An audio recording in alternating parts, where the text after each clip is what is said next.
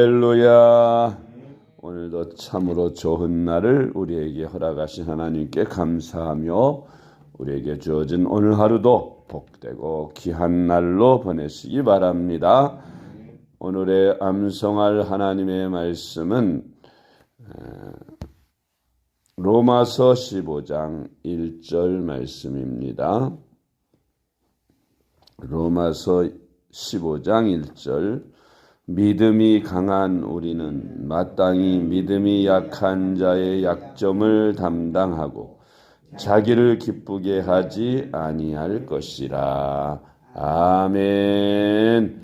할렐루야. 잘 되고 있습니다. 아멘. 교회 공동체는 예수 그리스도의 사랑으로 하나 되어 서로가 서로를 격려하며 돕고 사는 것입니다. 서로의 아픔과 상처를 돌봄으로 세상에서는 경험할 수 없는 친밀한 사랑과 위로의 치유를 경험하게 되는 것이 바로 교회 안의 공동체의 돌봄입니다. 성도들의 교회 생활에서 돌봄의 생활이 무엇인지 오늘의 말씀을 묵상합니다. 첫째로 성도들의 교회 생활에서의 돌봄은 오래 믿은 성도가 처음 믿은 성도를, 또 믿음이 크고 강한 신자가 믿음이 약한 신자의 약점을 담당하는 것입니다. 아멘. 사람들의 신앙이 똑같지 않죠. 사람들의 성품도 성숙함, 성숙도 다 다른 것처럼 영적인 신앙인의 성숙도도 다 다릅니다. 처음 믿은 사람이 어린 신앙이라면 대부분 오래 믿은 사람들이 큰 신앙을 가지고 있습니다. 그래서 성숙한 신앙을 가진 사람들이 처음 믿은 어린아이 신앙을 가진 사람들을 잘 돌보아 줘야 하는 것입니다. 로마서 15장 1절 다시 한번. 믿음이 강한 우리는 마땅히 믿음이 약한 자의 약점을 담당하고 자기를 기쁘게 하지 아니할 것이라. 아멘. 우리가 예수 믿기 전에는 모든 중심이 나였습니다. 나를 위해서 모든 일을 했는데 이제는 나를 기쁘게 하기 위함이 아니라 하나님을 기쁘시게 하고 이웃을 기쁘게 하는데 모든 것을 나를 희생하고 나를 헌신해야 하는 것이 바로 우리 그리스도인들이 변화된 모습인 것입니다. 두 번째로 성도들의 교회 생활에서 돌봄이란 서로 짐을 나누어 지는 것입니다. 짐이 무거우면 걸어갈 수 없죠. 사람마다 다 체력이 달라요. 신앙의 체력도 다릅니다. 그래서 똑같은 무게를 주어도 잘 감당하는 사람이 있는가 하면 감당치 못하는 사람도 있고 또 넉넉히 감당하는 사람도 있습니다. 예를 들면 제가 군대에 있을 때에 일주일에 한 번씩 이렇게 완전 무장 행군을 합니다. 행군이라는 것은 이제 24km 달리기입니다. 24km를 몇 분 안에 들어와야 된다 하는 그런 조건이 주어집니다. 그것을 각 소대별로 이렇게 출발을 시켜서 측정을 하죠. 어느 소대가 잘하는 소대는 항상 상을 받고 또 꼴찌하는 소대는 벌을 받습니다. 그러니까 그 룰은 소대가 시간을 재서 출발을 하는데 한 사람이라도 처지면 안 되고 나고 해도 안 되고 전체가 다 들어와야 그 소대에 합격이 되는 거예요. 그래서 그 소대원들 중에는 아주 몸이 약한 친구들도 있고 또 힘이 센 친구들도 있습니다. 그래서 이 완전 군장 24km 행군을 할 때는 이제 처음에는 똑같이 막 하나 또 하고 달리다가 이제 어느 정도 가게 되면 한 10km쯤 가면 이제 자꾸 약한 그런 동료들이 낙오를 하려고 합니다. 힘이 들고 지쳐서 자꾸 낙오하려고 하면 그때부터 이제 총을 받아주고 또 군장을 받아주고 그렇게 하나씩 짐을 힘이 센 사람들이 그것을 받아주죠. 예, 저도 힘이 센 사람 중에 한 사람이어서 내 군장 다 가지고도 또 다른 그 약한 사람들의 총도 받아주고 또 때로는 군장도 받아서 내가 2개를 짊어지고 뛰고 그러니까 2배를 뛰는 거죠. 그래도 지치면 그 다음에 이제 또 옆에 사람들이 부추겨서 양쪽 팔을 붙들고 같이 뜁니다.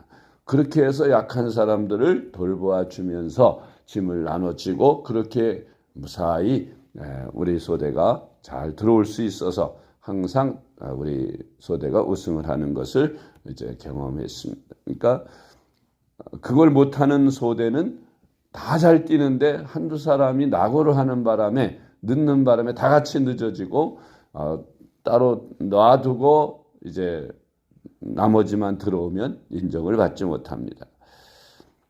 우리 신앙생활에서도 마찬가지입니다. 우리는 공동체입니다. 나만 신앙생활 잘하면 되지. 나만 신앙생활 잘해서 하나님을 기쁘시게 하다가 천국 들어가면 되지가 아니라 우리 교회 공동체의 모든 셀가족들, 연약한 셀가족들, 믿음이 약한 셀가족들, 흔들리는 셀가족들, 그런 믿음이 약한 사람들을 내가 돌보아 주어야 합니다. 신앙이 앞서가는 사람, 성숙한 사람들이 믿음이 약한 사람들을 항상 짐을 대신 져주고 그렇게 함께 신앙생활을 할 수 있어야 그래야 이제 천국에 들어갈 때 하나님 앞에 칭찬을 받고 상급을 받게 되는 것입니다. 갈라디아서 6장 2절 말씀. 너희가 짐을 서로 지라. 그리하여 그리스도의 법을 성취하라. 아멘. 사도행전 2장 44절 말씀. 믿는 사람이 다 함께 있어 모든 물건을 서로 통용하고 또 재산과 소유를 팔아 각 사람의 필요를 따라 나눠주며. 아멘. 뭐든지 아무래도 부족한 사람과 넉넉한 사람이 있겠죠. 그리고 자기가 쓰기에 딱 맞는 사람이 있는데 자기가 쓰기에 딱 맞는 사람들이 나누기는 좀 어려울 것이고 넉넉한 사람이 항상 없는 사람들에게 나눠줌을 잊지 말아야 합니다. 그것이 자발적인 것이 되어야죠. 초대교회가 있는 사람들이 자기 재산을 팔아서 없는 가난한 사람들에게 나눠주었다는 이 말씀, 늘 말씀드리지만 공산주의가 바로 이 성경에서 출발했다고 공산주의자들은 얘기합니다. 그런데 공산주의와 성경 말씀의 이 말씀이 다른 것은 물론 있는 사람이 없는 사람을 도와주는 것, 그래서 다 같이 잘 사는 것은 평등에 똑같습니다. 비슷한 것 같아요. 그런데 그 나눠주는 방법에 있어서 공산주의자들은 강제로 뺏어서 없는 사람들이 나눠줍니다. 그러니까 자연히 열심히 사는 사람들, 넉넉한 사람들이 강제로 뺏겨서 없는 사람들 나눠주는데 내가 낫을 것만 겨우 하지 뭐하러 남게 만드냐. 그래서 열심히 하지 않아요. 공산주의자는 결국 망했습니다. 공산주의라는 그 이념이 실패했습니다. 그런데 교회에서 하는 이 나눔은 뭐예요? 자발적인 것이죠. 열심히 내가 돈을 벌고 열심히 많은 것을 얻어서 그 있는 것들을 팔아서 가난한 자들을 나눠주는데 그것을 자발적으로 하는 거예요. 자금도 내놓고 또 기부도 하고 뭐 가난한 사람들 돌보기도 하고 복지에 투자도 하고 이렇게 있는 사람들이 자발적으로 내놓아서 없는 사람들을 돌보는 그러한 일들이 바로 자본주의가 성공하는 그런 이유인 것입니다. 그래서 있는 것을 나눠주되 반드시 스스로 자원적으로 나눠줘야 돼요. 강제로 나눠주게 되면 공산주의자와 같이 되는 것입니다. 교회와 공산주의의 다른 점은 교회는 자발적으로 나눠주고 공산주의는 강제로 뺏어서 나눠준다. 그래서 공산주의는 다 같이 못 살고 자본주의는 다 같이 잘 산다 하는 것이죠. 교회는 바로 그래서 기독교 신앙이 바탕이 된 미국 같은 나라는 자본주의가 잘 되지만 그렇지 못한 나라들은 부익부 빈익빈 사회가 되고 나눠주지 못해 자본주의가 실패합니다. 그래서 공산주의가 돼가는 거예요. 세 번째로 성도들의 교회 생활에서 돌봄은 형제들을 서로 문안하는 것입니다. 성경 우리가 서신서들을 보면 사도 바울이 그 교회들마다 꼭 첫 문장에 마지막 문장에 인사를 하는 것을 봅니다. 예수 그리스도의 이름으로 문안합니다 하고 문안을 합니다. 우리 성도들도 서로 문안을 해야 합니다. 인사를 잘해야 합니다. 볼 때 만날 때 인사도 인사지만 혹 이제 우리 성도들 가운데 누가 병이 들어서 못 나왔든지 사고가 있어서 못 나왔든지 교회를 못 나오고 볼 수가 없었다 그러면 그냥 안 나왔구나 하고 끝나는 것이 아니라 왜 안 나왔는지 전화를 하든지 요즘 전화가 다 있으니까 전화를 하든지 아니면 찾아가 보든지 해서 그렇게 돌봄을 해야 하는 것입니다. 그리고 혹 뭐 찾아봤는데 또 전화를 했는데 그 다음 주에 다시 나왔다 그러면 굉장히 반갑게 맞아주면서 아이고 그렇게 어려움을 당해서 얼마나 힘드셨습니까? 감사합니다. 이렇게 밝은 모습으로 건강한 모습으로 다시 만나게 되니 너무 반갑습니다 하고 아주 반가워하면 얼마나 그 교회에 가고 싶겠습니까? 교회 안에서 이런 인사 서로 문안하는 것 서로 돌볼 뿐만 아니라 서로 문안하는 것은 굉장히 중요합니다. 오거나 말거나 새로운 사람이 오든지 말든지 그저 너는 너 나는 나 본체도 안 하고 인사도 안 하고 아는 사람들끼리만 친한 사람들끼리만 매일 같이 대화하고 친하게 새로운 사람들은 항상 소외되도록 그렇게 하는 교회는 결코 부흥이 될 수가 없는 것입니다. 그러니까 서로 인사를 잘하고 문안해야 되겠죠. 꼭 젊은 사람이 나이 많은 사람들에게 먼저 해야 되지 않느냐. 예, 기본적으로 젊은 사람들이 먼저 해야 되겠죠. 그렇지만 그렇지 않을 수도 있어요. 나이 많은 사람들이 먼저 젊은 사람들한테 아이고 잘 지냈냐 인사, 예 안녕하세요 하고 서로 인사하지 않겠습니까? 그러니까 문안에는 순서 위아래가 없다. 먼저 보는 사람, 먼저 하는 사람이 바로 그리스도인이다 하는 것입니다. 네 번째로 빌립보서 4장 21절 말씀. 그리스도 예수 안에 있는 성도에게 각각 문안하라. 나와 함께 있는 형제들이 너희에게 문안하고. 아멘. 네 번째로 성도들의 교회 생활에서 돌봄은 누구나 차별 없이 함께 돌보는 것입니다. 아주 중요하지요. 대부분 보면 차별이 자본주의 사회에서는 잘 사는 사람도 있고 못 사는 사람도 있고 귀한 사람도 있고 또 천한 사람도 있습니다. 그런데 실제로 성경적으로 보면 잘 사는 사람, 못 사는 사람, 귀한 사람, 천한 사람이 없어요. 다 똑같은 그리스도 안에서의 한 형제요 자매인 것입니다. 차별이 없어야 합니다. 돈 좀 있고 귀하다고 막 좀 관심을 갖고 막 가까이 하고 아무것도 없고 가난하다고 소외시키고 인사도 하지 않고 그러면 안 되고 교회는 항상 있거나 없거나 오히려 있는 사람보다 없는 사람 또 건강한 사람보다 병든 사람 연약한 사람들을 더 관심을 가지고 더 열심히 돌봐 줘야 하는 것이 바로 교회입니다. 고린도전서 12장 25절 말씀. 몸 가운데서 분쟁이 없고 오직 여러 지체가 서로 같이 돌보게 하셨느니라. 아멘. 다섯 번째로 성도들의 교회 생활에서 돌봄은 주 안에서 서로 사랑하는 것입니다. 교회에서 제일 중요한 덕목은 사랑이지요. 모든 것 가운데 가장 중요한 것이 중심이 되는 것이 사랑입니다. 사랑을 빼놓으면 아무것도 될 수가 모든 게 의무가 되고 의무가 되면 굳어지고 딱딱해집니다. 모든 분위기가 사랑으로 하면 자원적으로 하게 되고 기쁨으로 하게 되고 즐거움으로 하게 되는 것입니다. 그래서 교회 생활에서 주 안에서 서로 사랑하는 그 사랑이 우러나와서 서로를 사랑하고 위해서 기도해주고 또 어려운 일을 당할 때에 내일처럼 돌봐. 우리 몸에 우리가 한 몸인데 교회 안에서의 한 몸이라고 성경은 말씀하는데 어떤 지체가 예를 들어서 새끼손가락에 가시가 박혔다. 그래 따갑고 아픈데 새끼손가락 너 혼자 아파라 하고 다른 지체가 다 외면합니까? 그렇지 않죠. 손가락 끝에 가시 하나가 박혔는데 온 몸이 거기에 신경을 쓰고 이 가시를 빨리 빼서 고통을 없애야지 하고 온 몸이 다 그것으로 집중합니다.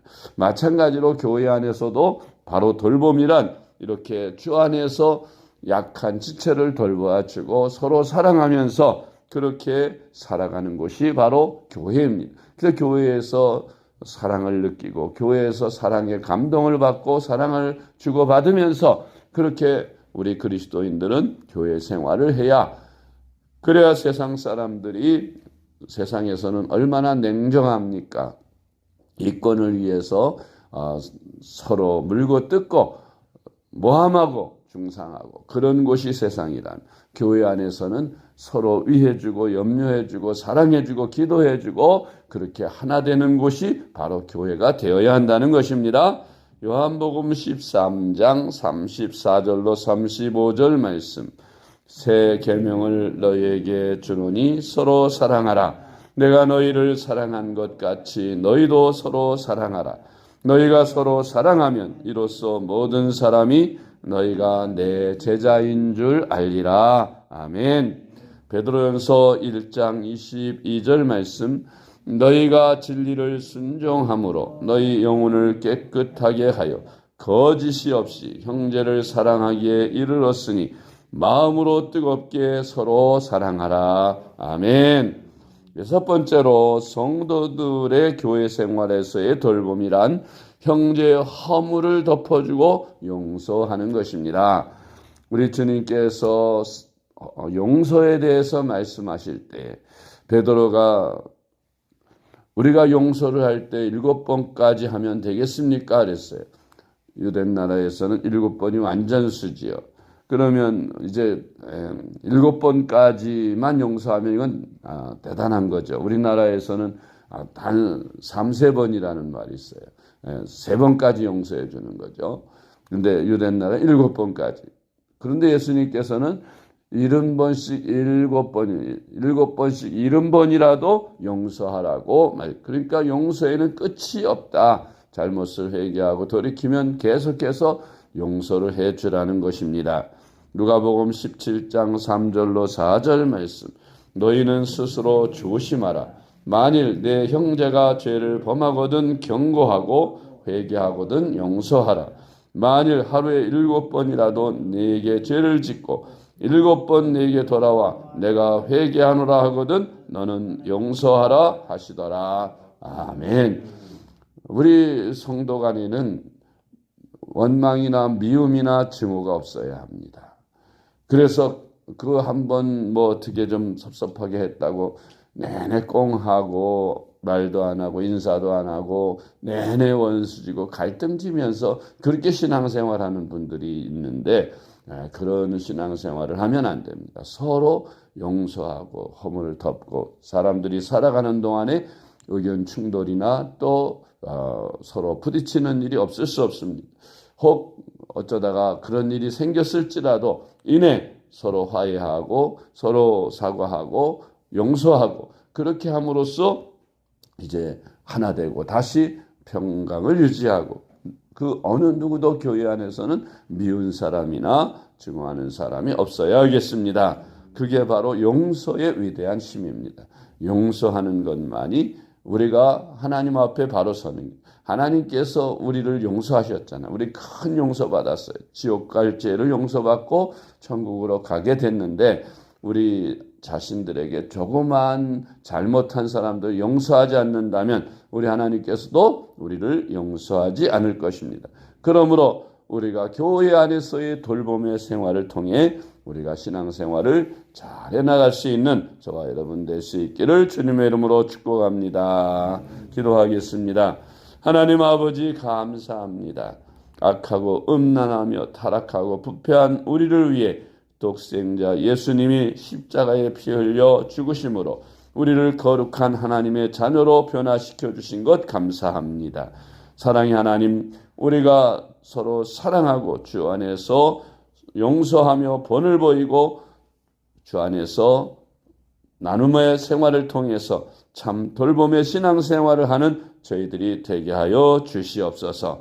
하나님 아버지, 주님께서 친히 우리에게 용서와 사랑의 모범을 보여주시고 돌봄을 보여주셨는데 우리도 서로 돌보며 살아가게 하여 주시옵소서.